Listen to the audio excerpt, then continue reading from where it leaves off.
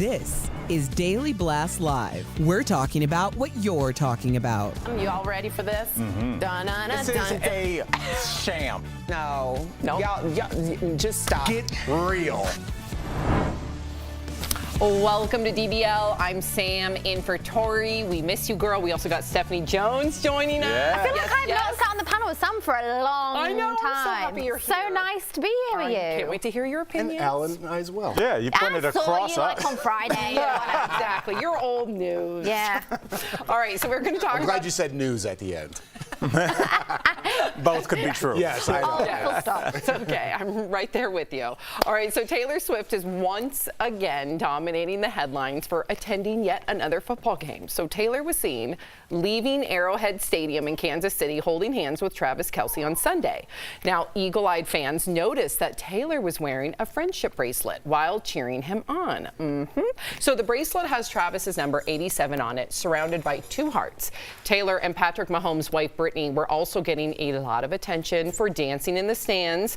Cameras caught them doing their own handshake when the Chiefs scored their first touchdown. Okay, you hold up. Wait. Travis, stop. Travis also had a big day on the field. Okay, Alan Jeff, he caught 12 passes for 179 yards and even scored a touchdown. CBS Sports put up this graphic showing that Travis does significantly better when Taylor is in the stands watching. Okay, you two, and then Steph take the floor, but they're the ones that groaned. I know, they sound miserable. Why? The handshake, I'll never forget that. That was so bad.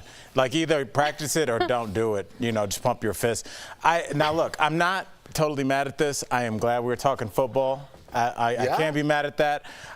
You know, I don't know, Jeff. I can't. I keep trying to put my finger on what I don't like. I think it's simply Taylor. I love. It's not her. I don't even know her catalog. I don't know. But it's a very weird, like it's very fifth grade love.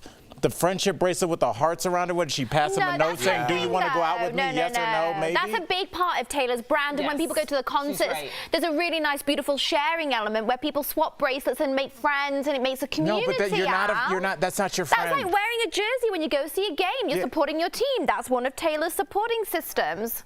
She's being cute. She's true to her brand. Yeah. It's cute, like a fourth grader would be cute. The handshake is embarrassing. I think we could all agree. You could pretend like it's cute. It's embarrassing. The handshake was embarrassing. I would want to be in the stands. I mean, if Taylor Swift said to me, do you want to learn a handshake? I mean, are you seriously going to say no? I think the answer would definitely be a hard yes. Gross. Do you like the idea, though? I know you're not a Kansas City Chiefs fan. No. But let's say he was on the Bears, and every time Taylor showed up, he played good for the Bears. Wouldn't you be happy? Well, here, I'll help you out. He's on my fantasy football team. So I am happy that he's doing good. Okay. But I don't like that they're padding this like, oh, if Taylor's there, he's good, because if he has a bad game and Taylor's something, this is not going to be good. We keep raising the bar.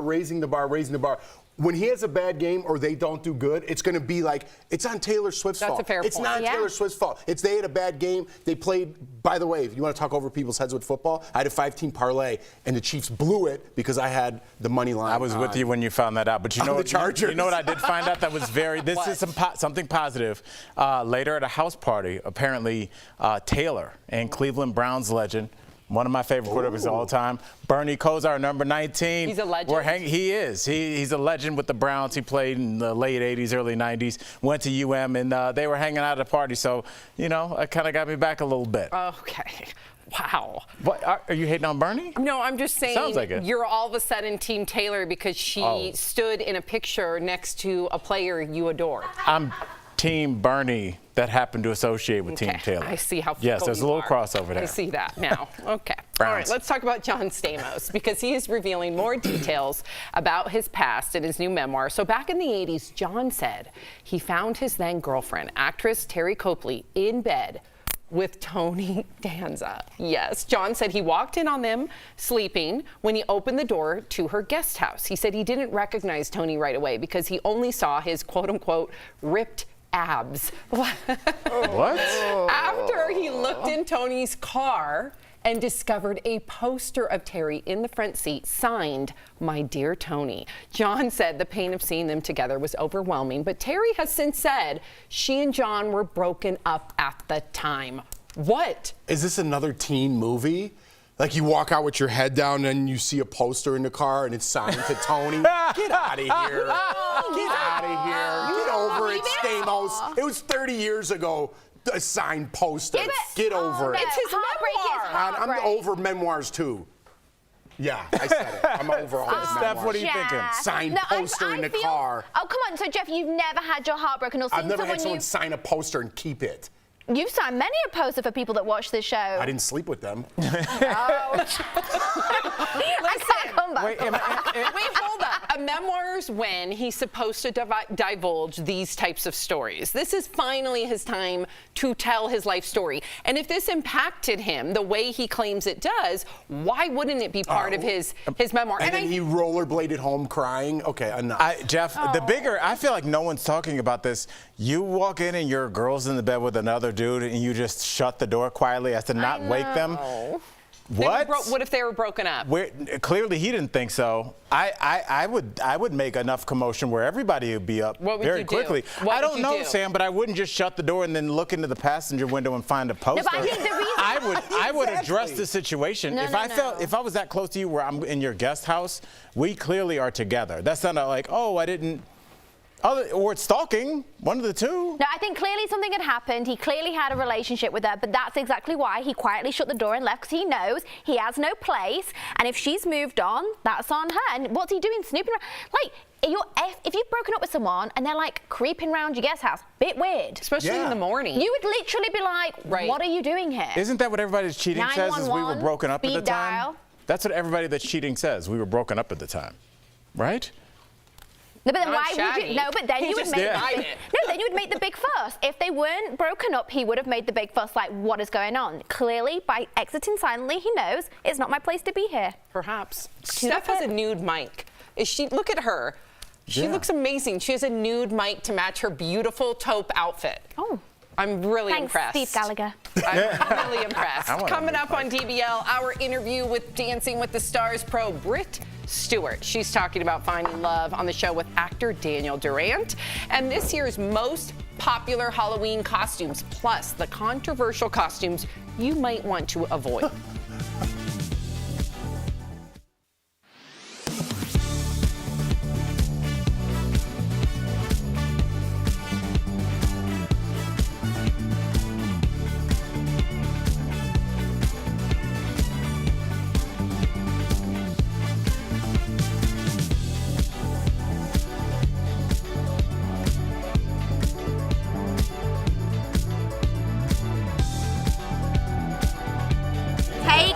I'm not normally on the 10:30 show with these guys, so I'm super honored to be here. I know that Tori's away, and Sam's in the house, and for anyone who hasn't seen me, I used to be on the show a long, long time ago, over 3 years ago, so it's very nice to be back and be with everyone, even if the boys do come out with some absolutely crazy statements and things that make absolutely no sense. Like a prime example is them being grumpy and mean about Taylor Swift, being at the football games, celebrating in a fun way. I think there's nothing wrong with celebrating your partner, being there, trying to make friends, being a positive influence. Yeah, when you get like and I don't know why Al's so mad about it, but he seems to be furious, which is terrible.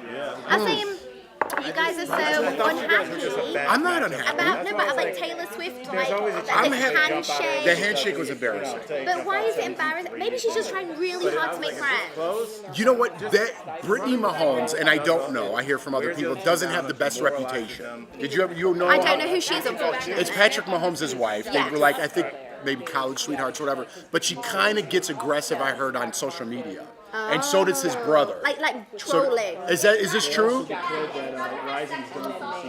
Yeah, so they both get kind of aggressive. So yes Brittany, So I know Brittany being there, but she's kind of like almost jumping on the bandwagon, and I wonder now whose idea was the handshake. So that's where I'm kind of getting the negative vibes about it. Oh yeah, that's not very cool. Trolls are bad. Yeah, she's known as a troll. I don't even know what it is.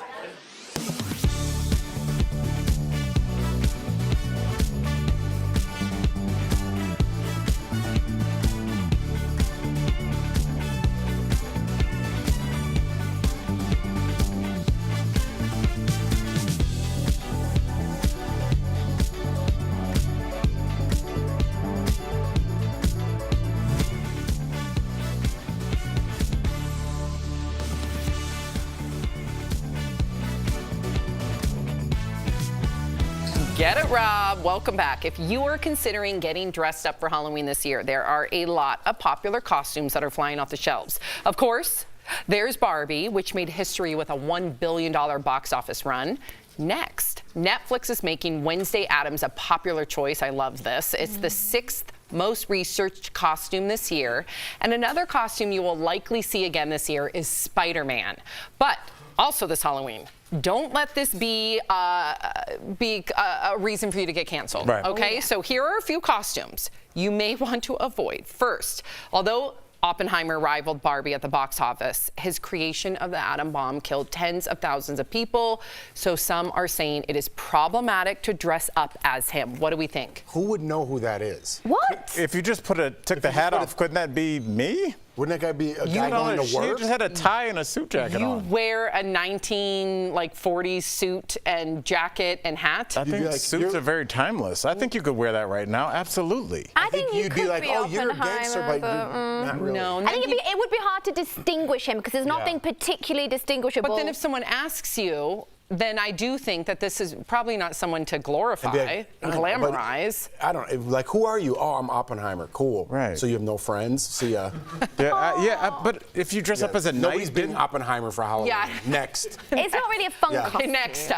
Next up. Adults wearing sexualized kid-themed costumes. Wait, what? Like a minion costume. Is that cringeworthy or this good? reminds me of the other day when Al and Jeff were saying, oh yeah, when you see the mum and the daughter both at the same bar wearing the same outfit, that's the definition of that. Yes. It personified at Halloween. And kids don't wear those costumes. I don't think it's better not. They do. Yeah, that's actually gross if kids wear that. Yeah. But it's for like younger adults. Yeah. And Halloween somehow turns into a sexual thing. That's a minion, and you made it sexual? How many Halloween parties in LA did you go to where half of the costumes, if not all of them, are super sexualized children's heroes? Yeah, like it just starts with dirty something. Yes. I saw a sexy Sherlock Holmes once. I was like, why would you do that? Because it's Halloween. But we are a sexually repressive culture. I've talked about that. I think it manifests itself in good and bad ways. But I think it's very weird. But we also have this conversation about a woman's body is a woman's body, and you should be able to dress how you want, except on Halloween when you can dress however you want. We have rules and we don't have rules. So like, where are we going with this? Yeah, but how do you sexualize a minion? Like, well, clearly that's not even sexual. Yeah, but you talk the way they talk, like me. They don't even talk. Like, that's not sexual. I don't think she's going to be going around and saying meet. What are your thoughts on this? Some are saying it is too soon to dress up as Queen Elizabeth. Steph, this is a good one for you. What do you think? I think it's okay. You know what? I actually wanted to do that last Halloween, and my fiance was like, "Are you crazy? It's way too soon." But that was your way to honor her. Yeah, I wasn't going to do it in like a fun. I would have done it in like a more serious costume. But I think it's nice. I'm not mad about it. You wouldn't have been sexy Queen Elizabeth? No, absolutely not. Could you do that? I think someone could rock up as a Dirty Diana for sure. Ooh. That'd be good, no? Is it too soon for Dirty Diana? No, I think it'd be like great. Michael Jackson's Dirty Diana? Like in her revenge dress. Okay. Super cute. I don't understand the rules. Okay. All right. What would you think if someone showed up to a party dressed as Donald Trump? Many people online saying just don't do it, too polarizing. Yeah. I like that makeup's funny. It's great. Funny. I think it's pretty funny. What do you think, Steph? I think that's hilarious. Go for it. Why not? I've got no problem with it. You know what that would be like? It'd be like putting on a Bears jersey and going to a Packers game. You are just inviting harassment and yelling, and people are going to yell stuff. Some will be funny, some will be complimentary, but if you go out in the city, you're going to have like at least 5 confrontations. Yeah. And is it worth it? I'm not, of the thousands of people, at least 5 will like confront you. So if you do that, that's something you have to be conscious that that's a thing. Unfortunately, you're right. Right. Yeah. So I think it's a great costume. Could you be a dirty Donald Trump? You compared it to football. Could you be sexy Trump? You could, believe me. Women can make anything sexy. But you can't be a sexy minion. You can. Just know that some people might look at you side-eye. Your voice got really high there. Like, it's really high. I've been to so many Halloween parties in Hollywood where sky's the limit. Like when it comes to sexiness. If you're in WeHo and going up and down that strip on Halloween, you're going to see everything. People are painted. They're not even in clothes. No. Their costumes are painted on. I recommend recommend everyone does it at least once in their life because it's pretty brilliant. I was at a Halloween costume right by my house. You know that? Like a party? On Wilshire. And what's her name? Alexandra Ambrosio. Yes. The Victoria's Stunning. Secret model Yes. was in there. And she walked in. I go to my buddy. I go, do you know who that is? And it was that model. What was she wearing? That was the end of the story. But yeah. Please keep talking. Okay. Yeah, it was pretty nice. Coming up on DBL, Dancing with the Stars pro, Brit Stewart is telling us what it was like having Adrian Peterson as a partner.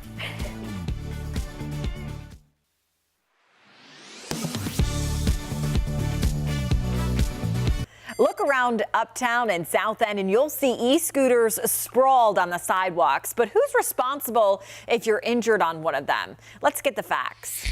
Our sources are Attorney Gary Monty, Attorney Jeremy Maddox, and Lime Scooters. Before you hop on one of these, you need to put your credit card information in and agree to the terms and conditions to take a ride. Looking at Lime, just one of the companies operating here in Charlotte, their user agreement outlines their waiver and release claims, stating you agree to assume all risks and accept all responsibility for any accident, injury, property damage, death, or disability you may suffer on one of their scooters. In all likelihood, is going to have to pay their own hospital bills. Monty says in court it's hard to go against a waiver you signed. And the arbitration agreements are frequently upheld by North Carolina courts and, in fact, courts around the country. Lime's user agreement also has a provision saying you need to try to settle the dispute first. The place that you have to go for arbitration is called AAA. It's the name of an arbitration company. And that means you don't get a jury trial. However, Monty does say there are some exceptions. If you're a minor and you're signing this contract and somehow you've managed to use a scooter, even if you're underage, let's say, you can make an argument that you were not old enough to consent to the contract, that kind of thing. Or if there was some type of defect in the scooter itself. Maddox says people should also be aware of a law in NC called contributory negligence. You know, basically, if you were even 1% at fault for how the incident occurred, you may get nothing. This is why Maddox says it's important to carefully follow instructions and be sure to read the fine print before hopping on. With the Verify Fact Check, I'm Megan Bragg.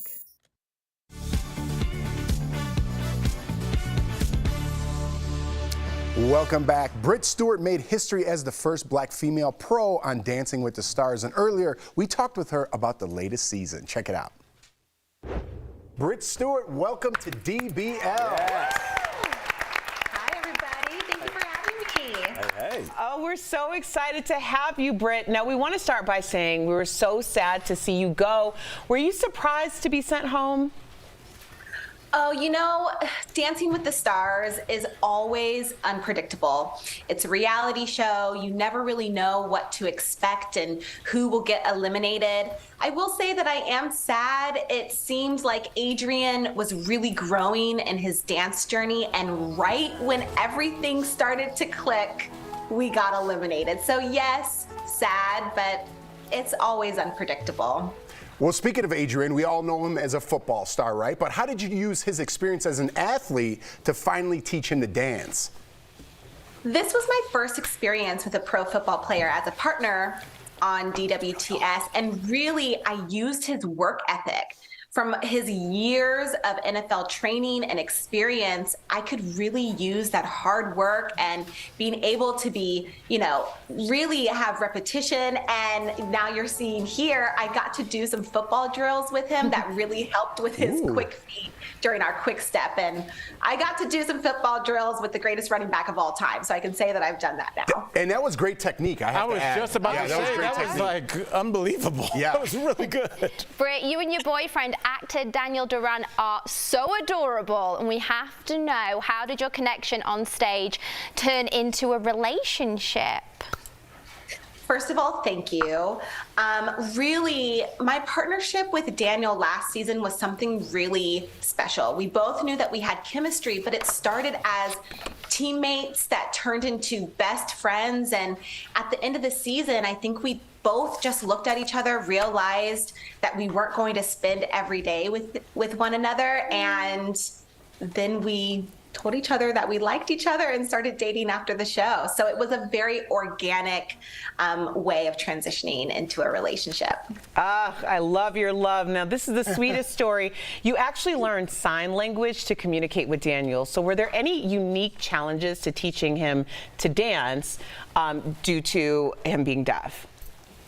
You're right. I learned ASL. I remember first meeting Daniel on our first meet on Dancing with the Stars, and I barely knew the alphabet. Everything that I've learned is from Daniel and being completely submersed into the deaf community and deaf culture.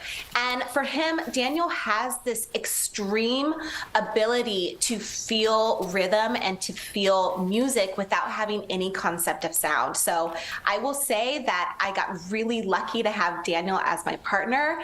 And then it was really a unique experience for me to switch up my teaching method and just open my heart and my eyes and my dance experience to a whole new world and culture. What a beautiful story. Oh my God, that's amazing. Congratulations for both of you guys. Now, I got to say this, you're the president of the Share the Movement.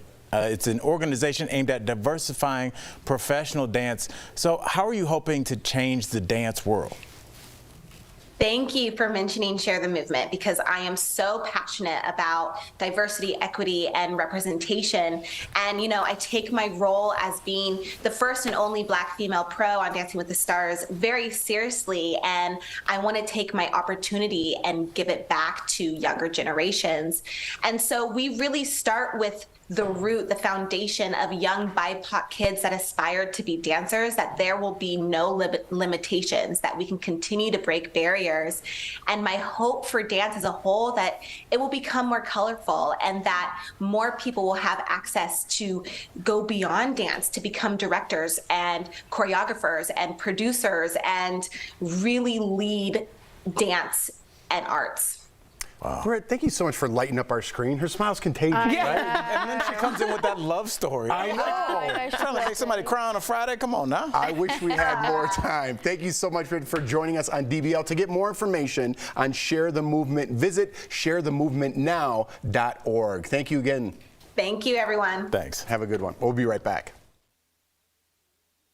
The Scholastic Book Fair has been a highlight of the grade school experience for generations of children. But some books about unique families, civil rights icons, and identity affirmation might not be so easy to find at your next local fair. And that has some on social media angry at the company.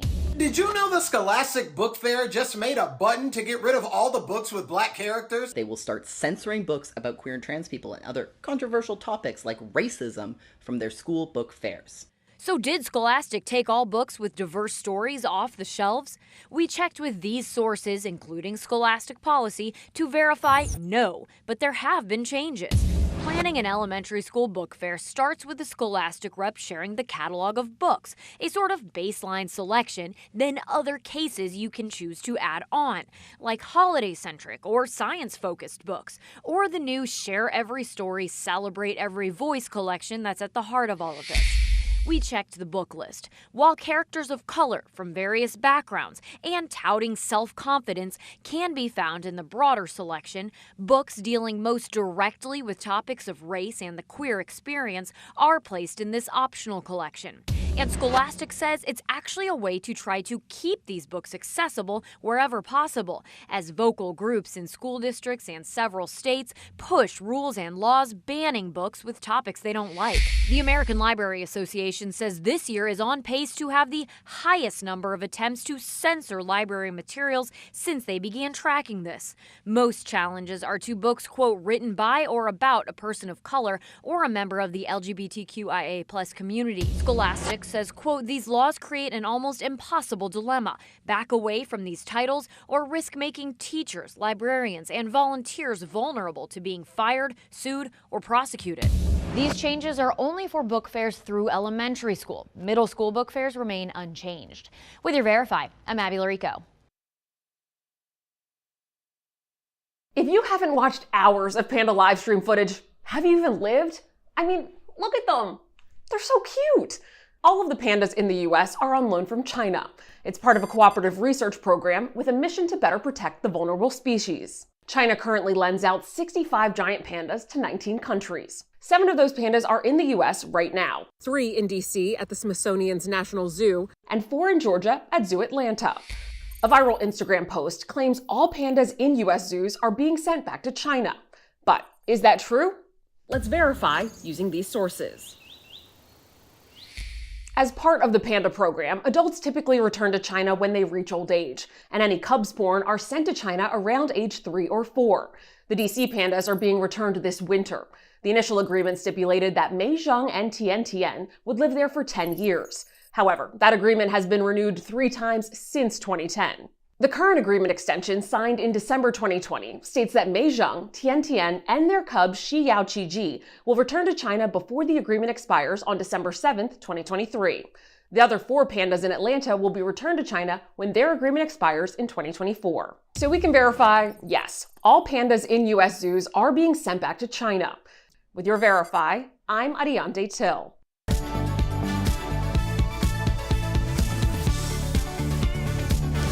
We want you. I'm just so excited. Here we go. Be a part of the DBL audience for a special Halloween show on October 30th. For tickets and to reserve your seat, email us at info@dailyblastlive.com. Welcome back. Doing chores around the house can be a pain, and even more so when you have achy joints. So try these tips to hurt less. It's time for some joint and muscle support, brought to you by Omega XL. First, break up chores to make them more manageable. Doing the same activity for a long time isn't joint friendly. Next, lifting heavy items can put way too much strain on your joint, so find ways to swap out heavy things for lighter ones. For example, instead of using a big bottle of laundry detergent, switch to detergent pods. Lastly, minimize your stair usage. Create 2 sets of cleaning products so you don't have to drag your most commonly used items from floor to floor. Omega XL has improved the lives of millions of consumers, supported by 30 years of clinical research. Omega XL's powerful and proven benefits have transformed the lives of athletes, celebrities, and dedicated daily users. Call 800-726-5185 or visit omegaxl.com for more information. Now, before we go, there's a hobby horse competition in Finland, and it's going viral. People are also calling it vegan horse riding. Young women perform routines, including jumps with a toy horse.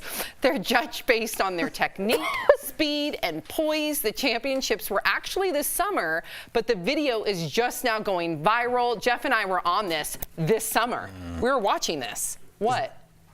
Stephanie rides horses. I'm just speechless. I'm sorry. What's wrong? I don't think you get a demo for that.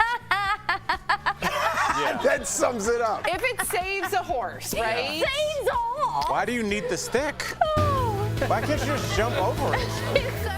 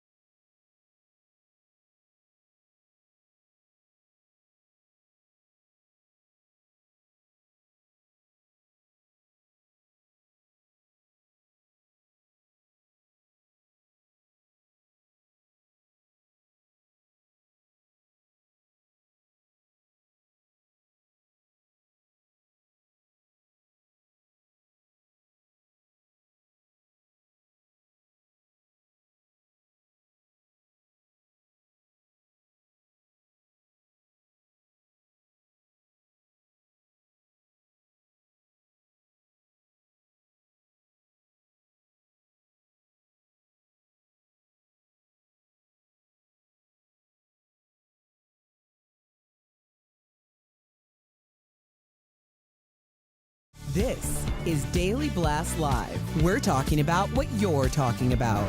Get real. No.